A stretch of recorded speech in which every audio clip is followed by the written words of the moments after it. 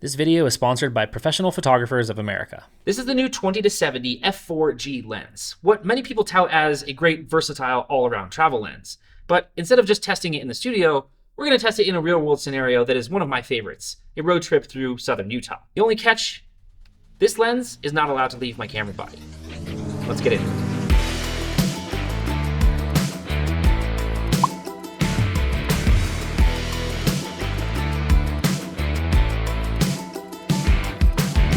At this first location, we have quite a few opportunities to test out different aspects of the lens. For instance, as the sun was beginning to set below one of these little hills, I had Eric pose for a few shots to test out a very extremely backlit situation. And I know a lot of folks really love sun stars, so I'm definitely impressed with the performance here at f16.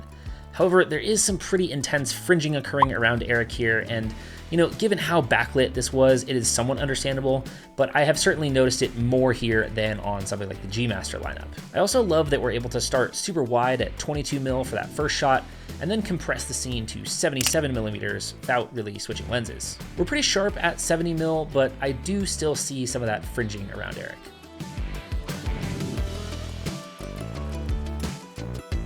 Of course, I'm sure many folks are wary of that f4 aperture. Does it provide enough background separation for portraits? Well, by no means is it going to isolate the background into oblivion, but you can certainly get by in a pinch.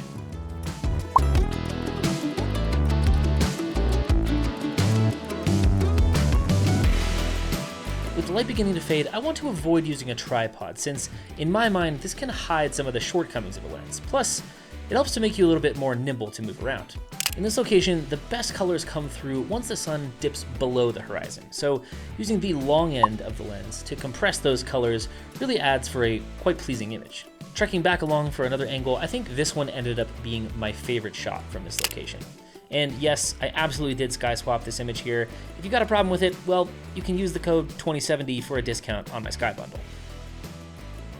As we set up camp, I figured it would be a good time to further push the low light performance sitting around the fire. Again, I was pretty impressed here, but I think the better test was coming up a bit later, so stick around to check those out.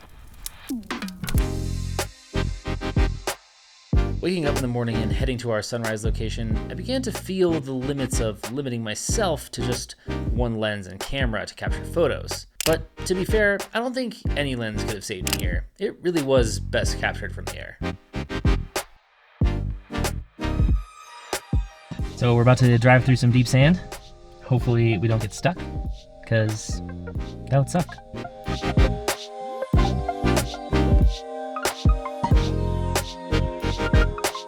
This location really pushed the limits of the lens in multiple instances.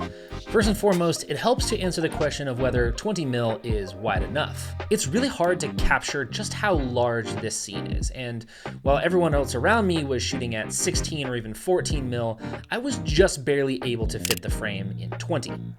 But while everyone was stuck on their wides and ultra wides, I still had the flexibility to punch in with some compression. Then came the low light performance. In the previous Blue Hour locations, we had a pretty static subject, but here, when we have Mahala as our subject in a flowy dress, there's a lot of movement and things that can quickly start to blur if we drop down our shutter. Luckily, with these newer Sony cameras, we can feel comfortable cranking that ISO without any issues.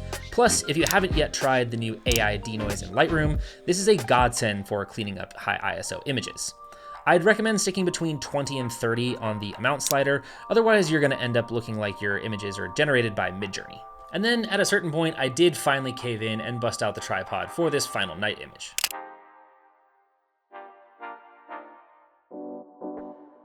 The next morning, I inadvertently put the lens through what is undoubtedly its most rigorous test. While exploring the slot canyon, the wind timed with the position of the sun created these incredible beams of light. The only issue, these beams of light are the result of sand catching in the sun. And I'll just say, if you ever find yourself in a similar situation, be sure to keep your mouth closed or you'll be coughing up sand for the next few hours. But luckily, it turns out that the weather sealing of the Sony 20-70G is better than my mouth. Now, as I am cleaning this lens, I am reminded to talk to you all about something very important, and that is that this camera, the Sony A1, not only had to be cleaned recently, but it had to be entirely repaired.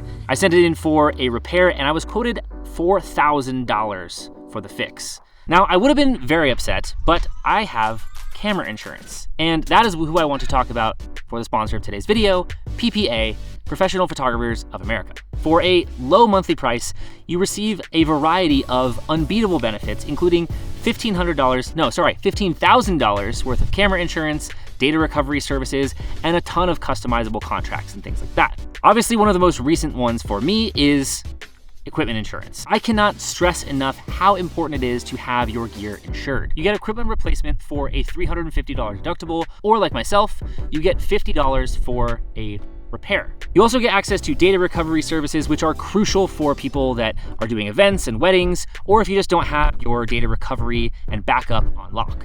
And one of PPA's most useful business resources is their customizable contracts. You can compare and edit a wide range of documents, including proposals, cancellation letters, model releases, copyright transfers, the whole rigmarole. So be sure to follow the link in the description for a special discount on your membership. Whether you're just beginning or you're a seasoned pro and just want to get things a little bit more ironed out, PPA is definitely right for you.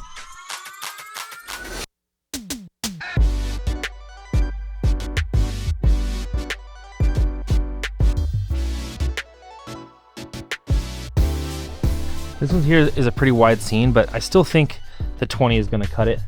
Ben, what are you shooting on? I'm shooting on 17. 35. 17? Just almost Unnecessary. See, he said too wide. 20 is just wide enough.